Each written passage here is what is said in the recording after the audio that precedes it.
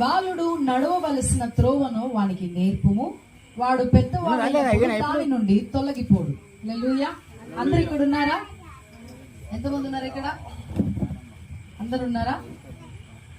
So ఇప్పుడు మనం చదువుకున్న వాక్య భాగము మనందరికీ సుపరిచితమైన వాక్య భాగము.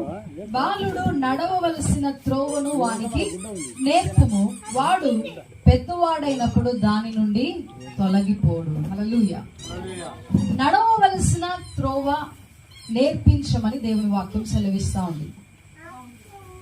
ఎందుకంటే మనము పెద్దవాళ్ళకి నేర్పించలేము కానీ చిన్న పిల్లలకే నేర్పిస్తే వాళ్ళు నేర్చుకుంటారు. పెద్ద పిల్లలకు నేర్పిస్తే ఏమంటారు? నువ్వు మాకు చెప్పొచ్చినవా, నాకు తెలియదు అనుకుంటున్నావా, ఏమనుకుంటున్నావు, నేను ఇంకా చిన్నపిల్లవాడిని కాదు, చిన్నపిల్లను కాదు, నేనే పెద్దవాడిని అయిపోయాను, నాకు తెలుసు.